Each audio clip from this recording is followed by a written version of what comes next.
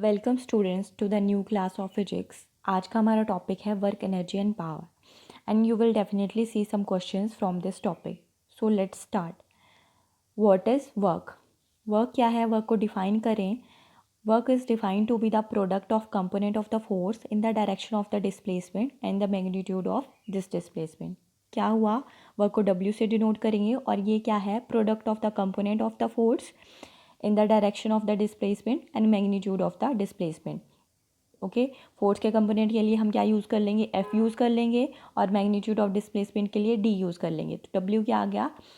Component of the force in the direction of the displacement and magnitude of this displacement. Okay, मतलब क्या है? कोई object है, उस पर हम क्या कर रहे हैं? फोर्स अप्लाई कर रहे हैं। अगर हम इसको एट सम डिस्टेंस तक क्या कर सकें? डिस्प्लेस करें, तो इसको क्या बोलेंगे? Work done. और ये कैसा वर्क हुआ? पॉजिटिव।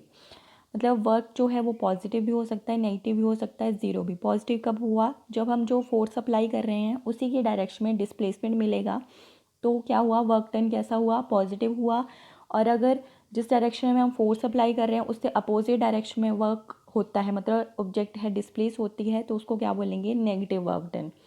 और समटाइम्स क्या होता है, हम फोर्स अप्लाई कर रहे हैं किसी ऑब्जेक्ट पे बट डिस्प्लेसमेंट नहीं मिलता है। फॉर एग्जांपल, आप वॉल पे फोर्स अप्लाई करते हो, वॉल अपनी जगह से डिस्प्लेस नहीं होगी, तो ऐसे टाइम पे वर्क क्या हुआ? ज़ीरो हुआ।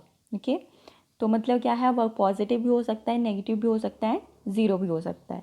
अगर SI यूनिट्स की बात करें तो वर्क एंड एनर्जी की SI यूनिट सेम है, जो क्या हो गई? जूल हो गई। डायमेंशनल फार्मूला भी सेम है, जो क्या हो गया? ml/t-2। क्या हुआ? वर्क एंड एनर्जी की SI यूनिट सेम हुई, क्या हुई? जूल हुई। डायमेंशनल फार्मूला भी सेम हुआ, जो क्या है? ml/t-2। इसके अलावा भी कुछ यूनिट्स हैं जो याद रखने वाली हैं, जैसे अर्ज हो गया। 1 erg is equal to 10⁻7 joule, 10⁻⁻7 joule. Okay, electron volt है। इलेक्ट्रॉन वोल्ट किसके बराबर हो गया? 1.6 इंटू 10⁻⁻19 जूल। ओके, फिर आता है कैलोरी, जो मैक्सिमम टाइम हम किसके लिए यूज़ करते हैं? एनर्जी के लिए यूज़ करते हैं। कितनी आ गई? 4.186 जूल आ गया। ओके, फिर आती है किलोवाट। किलोवाट कितना हो गया? 3.6 इंटू 10⁻6 जूल। ओके, कौन कौन सी आ गई?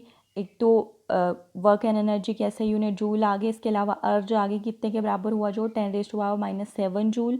इलेक्ट्रॉन वोल्ट हो गया, किसके बराबर हुआ? 1.6 इंटू 10⁻⁻19 जूल। कैलोरी कितने के बराबर हो गया? 4.186 जूल।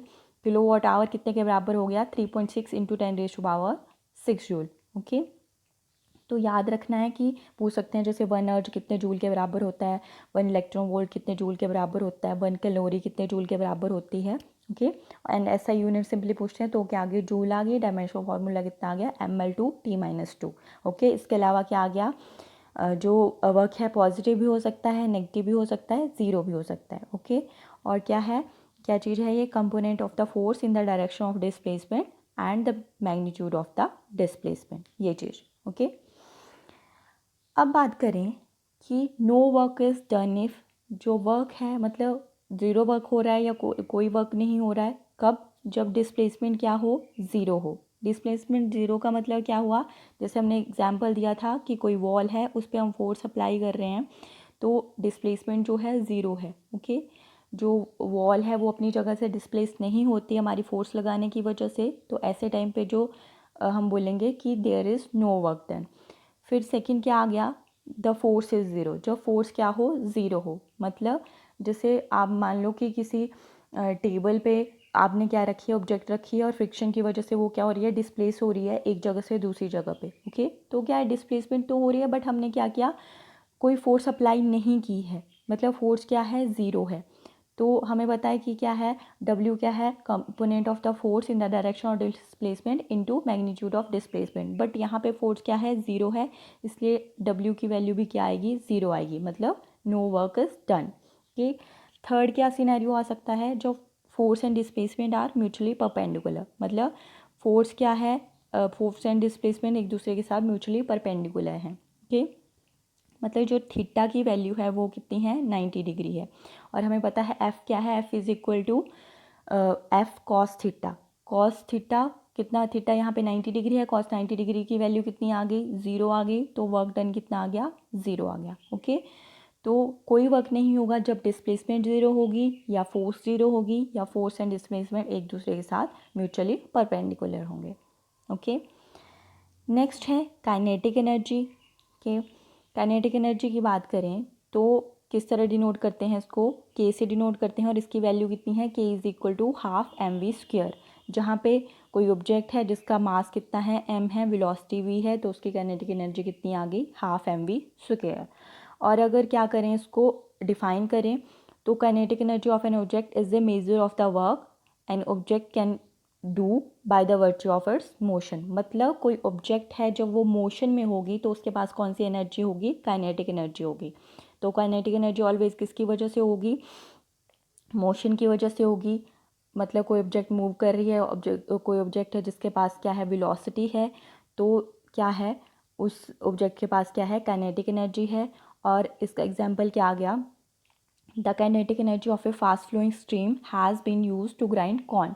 जैसे जब वाटर है या स्ट्रीम है उसके पास वो क्या कर रहा है, बहुत स्पीड से फ्लो कर रहा है, तो उसके पास क्या है, बहुत ज़्यादा काइनेटिक एनर्जी होगी, जिसका यूज़ हम क्या किस लिए कर सकते हैं, टू ग्राइंड कॉर्न। ओके, अब काइनेटिक एनर्जी की बात करें तो काइनेटिक एनर्जी क्या है, स्केलर क्वांटिटी है, क्योंकि इसको काइनेटिक एनर्जी को कम्प्लीटली डिस्क्राइब करने के लिए हम किसका यूज़ करते हैं, मैग्नीट्यूड का यूज़ करते हैं। ओके, और काइनेटिक एनर्जी जो है वो हमेशा क्या होगी, पॉजिटिव होगी। जब मतलब ऑब्जेक्ट है मोशन में है तो उसके पास क्या होगी, पॉजिटिव काइनेटिक एनर्जी होगी। और अगर मान लो ऑब्जेक्ट रेस्ट पे है तो उसकी काइनेटिक एनर्जी क्या होगी, ज़ीरो होगी। But kinetic energy can never be negative. Okay, क्यों, क्योंकि काइनेटिक एनर्जी को हम किससे डिस्क्राइब करते हैं, मैग्नीट्यूड से, और मैग्नीट्यूड जो है वो नेगेटिव नहीं होगा कभी भी, ऑब्जेक्ट का क्या होगा, या तो पॉजिटिव होगा या ज़ीरो होगा। ओके, मतलब काइनेटिक एनर्जी क्या है, पॉजिटिव हो सकती है, ज़ीरो भी हो सकती है, बट नेगेटिव नहीं होगी।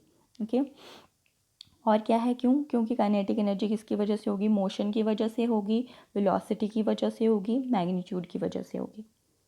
ठीक है, नेक्स्ट क्या है, नेक्स्ट आ गया पोटेंशियल एनर्जी। पोटेंशियल एनर्जी को डिफाइन करें तो क्या आ गया, potential energy is the stored energy by the virtue of position और configuration of a body. Potential energy क्या है, एक तरह से स्टोर्ड एनर्जी है किसी ऑब्जेक्ट के पास, किसकी वजह से, पोजीशन की वजह से। मतलब जब कोई ऑब्जेक्ट रेस्ट पे होगी तो उसके पास कौन सी एनर्जी होगी, पोटेंशियल एनर्जी। और जब ऑब्जेक्ट क्या होगी, मूव करेगी, ओके, तो वो अपनी एनर्जी को रिलीज़ कर देगी, स्टोर्ड एनर्जी को, किस फॉर्म में, काइनेटिक एनर्जी में। ओके, मतलब रेस्ट पे है ऑब्जेक्ट, उसके पास पोटेंशियल एनर्जी हुई, और जब क्या कर रही है ऑब्जेक्ट, मूव कर रही है, उसके पास कौन सी एनर्जी हुई, काइनेटिक एनर्जी। और जो स्टोर्ड एनर्जी है पोटेंशियल एनर्जी की फॉर्म में, उसी को वो रिलीज़ करती है मूवमेंट के टाइम पे, किस फॉर्म में, काइनेटिक एनर्जी की फॉर्म में।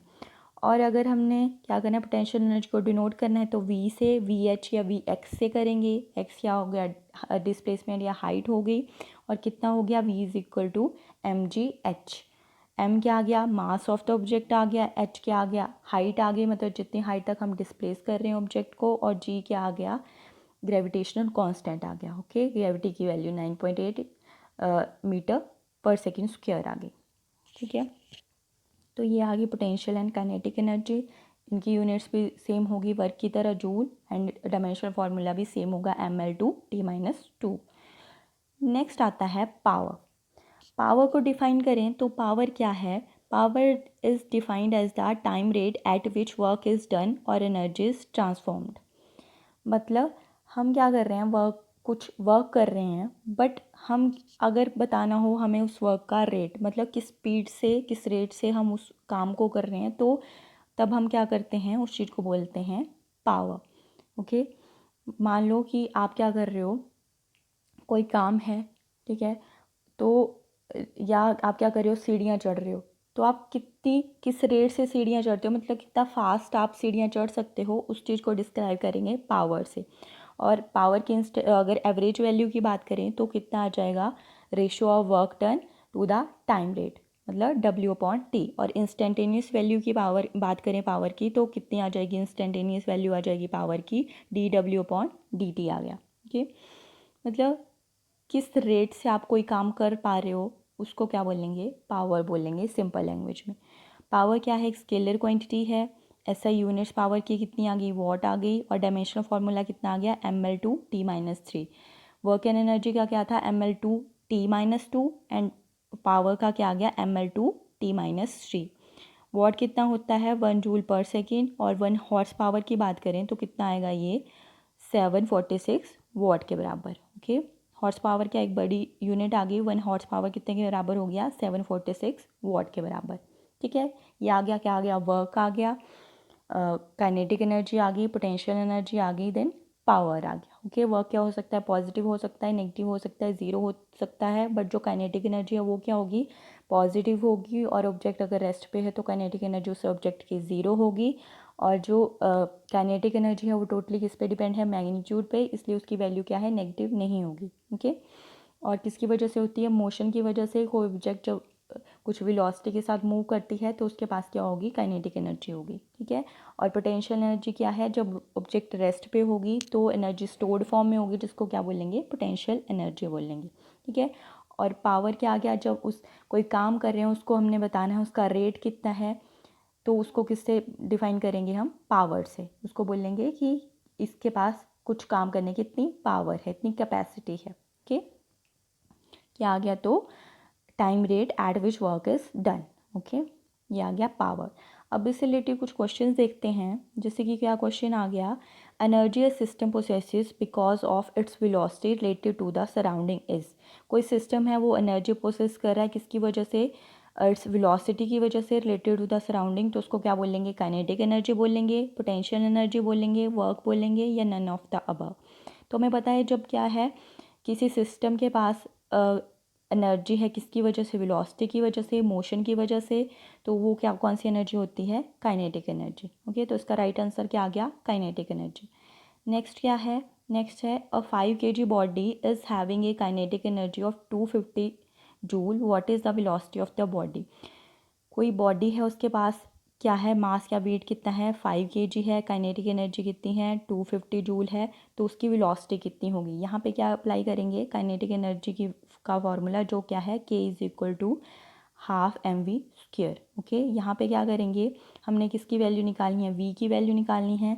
ओके, 2 को इधर ले जाएंगे, m नीचे आ जाएगा, तो क्या करेंगे, k की वैल्यू पुट कर देंगे 250, ओके, अपॉन 5 कर देंगे इंटू 2, तो क्या आ जाएगी वो, v की वैल्यू कितनी आ जाएगी, 10 मीटर पर सेकेंड आ जाएगी। ओके, क्या आ गया, कौन सा फॉर्मूला यूज़ करेंगे, k is equal to ½ mv², और वहाँ से v की वैल्यू निकाल देंगे जो कितनी आ जाएगी, 10 मीटर पर सेकेंड आ जाएगी। ठीक है, नेक्स्ट क्या है, नेक्स्ट है what is the potential energy of a 2 kg mass having a height of 40 metre from its reference point.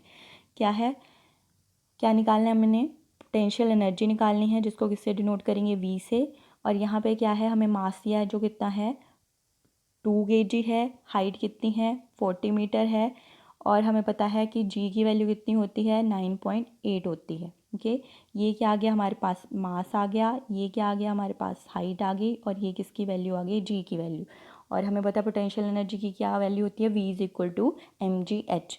तो ये सबको मल्टीप्लाई करेंगे और हमारे पास आंसर क्या आ जाएगा, 784 आ जाएगा। ओके, क्या किया, जी की वैल्यू पुट कर दी 9.8, हमारे पास मास की वैल्यू दी है 2 kg, हाइट दी है 40 मीटर, इन सबको हमने मल्टीप्लाई कर दिया और आंसर कितना आ गया हमारे पास, 284। मतलब क्या है, पोटेंशियल एनर्जी कितनी आ जाएगी किसी ऑब्जेक्ट की, अगर उसका मास 2 kg है और हाइट 40 मीटर है रेफरेंस पॉइंट से, तो कितनी आ जाएगी उसकी पोटेंशियल एनर्जी की वैल्यू, 784 आ जाएगी। नेक्स्ट क्या है, when a body falls freely under gravity then the work done by the gravity is.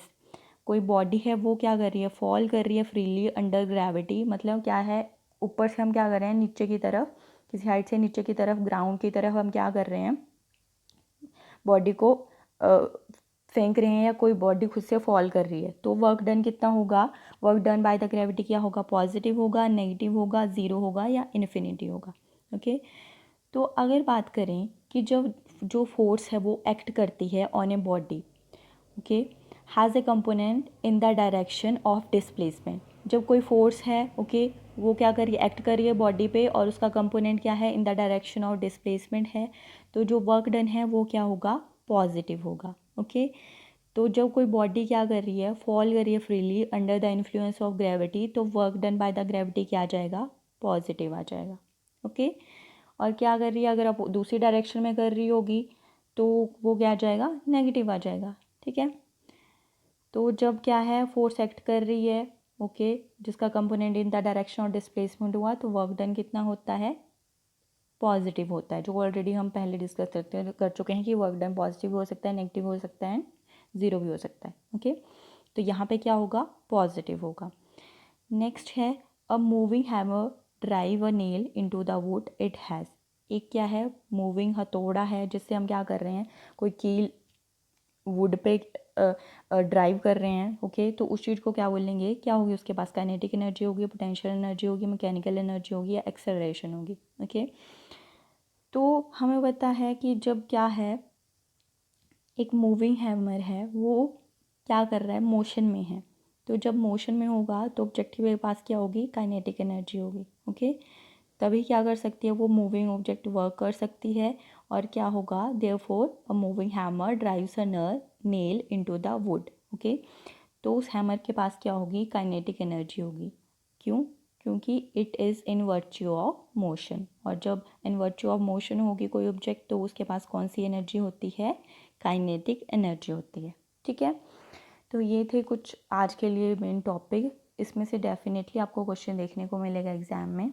Okay, work के बारे में याद रखना है, वर्क की एसआई यूनिट्स पता होनी चाहिए, वर्क पॉजिटिव हो सकता है, नेगेटिव हो सकता है, ज़ीरो हो सकता है, डायमेंशन फार्मूला क्या होगा वर्क एंड एनर्जी का, काइनेटिक एनर्जी क्या होती है, क्या काइनेटिक एनर्जी नेगेटिव हो सकती है, ओके, पॉजिटिव हो सकती है, ज़ीरो हो सकती है, पोटेंशियल एनर्जी क्या है, पोटेंशियल एनर्जी क्या है जब ऑब्जेक्ट रेस्ट पे होती है, तो उसके पास क्या होगी, स्टोर फॉर्म एनर्जी होगी, जिसको बोलेंगे पोटेंशियल एनर्जी।